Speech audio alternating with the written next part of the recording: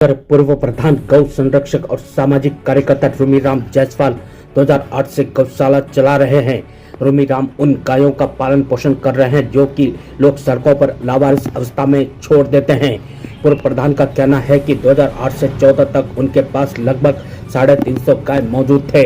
सरकार से मदद न मिलने के कारण मजबूरी में जरूरतमंदों को निःशुल्क देने का निर्णय लिया गया ताकि गायों का अच्छी तरह से देखभाल हो सके। पूर्व प्रधान ने कहा कि किसी भी व्यक्ति को गाय को देने से पूर्व लीगल तरीके से डॉक्यूमेंट और एग्रीमेंट तैयार कर प्रधान के लिखित पत्र के माध्यम से दिया जाता है। अभी तक रूमीराम 175 गाय को दे चुके हैं। निःशुल्क देने का उद्देश्य संबंधित व्यक्ति को आर्थिक रूप से मदद हो सके और गाय भी सुरक्षित रहे। उन्होंने कहा कि अभी तक सरकार के द्वारा उनको सरकारी की ओर से कोई मदद 1 रुपए की भी नहीं मिली है। वर्तमान में रूमीराम के पास 150 छोटी बड़ी गाय मौजूद हैं। उन्होंने गायों को इस्तेमाल करने के बाद रास्ते पर न छोड़ने की अपील की है। वास्तव में सामाजिक कार्यकर्ता एवं पूर्व प्रधान रूमीराम उन लावारिस छोड़े गए गायों के लिए मसीहा है जिनका निस्वार्थ भाव से सेवा कर रहे हैं। देखिए 2008 से मैं जब ग्राम प्रधान था तो मैं उस वक्त निराश्रित गौवंशों के लिए मैंने काम शुरू किया था और ये सारी के सारी जो गायें हैं वो मेरे पास सब वो गायें हैं जो तस्कर लोग इनको ले जा करके काटते हैं और इनको मारते हैं। तो मेरे पास 2008 से लेकर 2013-14 तक लगभग 350 गौवंश हो गए थे।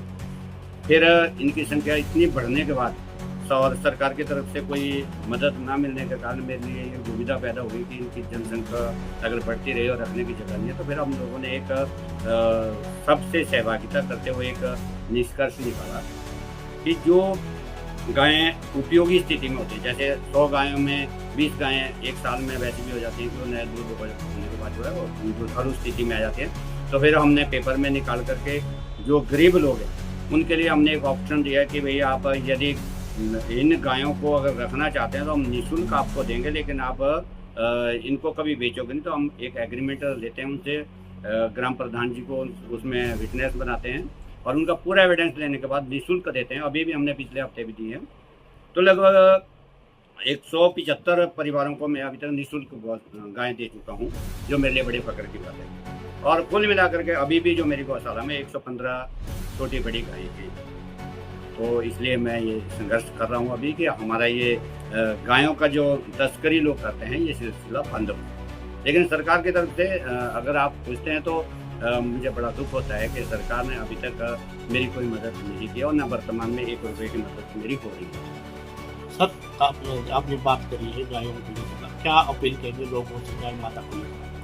मैं सभी लोगों से ये अपील करना चाहूँगा कि गायों का दूध निकालने के बाद यदि आप रोड पे छोड़ते हैं तो आप कसाईयों से भी बड़े कसाई हैं। जब हम गौ को गौ माता बोलते हैं तो हम लोगों का फर्ज ये बनता है कि हम अपने अपने स्तर पर गायों को एक अच्छी सेवा देने के साथ साथ उनको संरक्षित भी रखें, ना कि रोडों पे छोड़ें। लोग रोडों पे छोड़ देते हैं और मैं आपके माध्यम से ये भी बताने में कोई संकोच नहीं करूँगा कि जो गायें लोग जंगलों में, नदियों में, चाहे बगान में छोड़ देते हैं, उसमें एक तबका ऐसा भी है जो इनको काट करके हमारे देश विरोधी कार्य करते हैं। और उसमें एक रोहिंग्या लोग भी इसी काम में जुड़े हुए हैं, क्योंकि मैंने देखा है कि लोग जब शीतला नदी में गाय को छोड़ देते थे तो उनका शिकार करने के लिए यही लोग करते हैं। तो मेरी सभी से अपील रहेगी कि आप ऐसे दुष्टों को मजबूत करने के लिए अपनी गायों के बलि ना चढ़ाएं, बल्कि उनको संरक्षित करें। और नेताओं से मेरी निवेदन रहेगा कि आप गौ संरक्षण का कार्य जरूर करें। इससे हमारी देश की सुरक्षा व्यवस्था भी बनी रहेगी और एक अच्छा नाम भी होगा जो हमारा है, जैसे हम गौ माता के लिए जाने जाते हैं।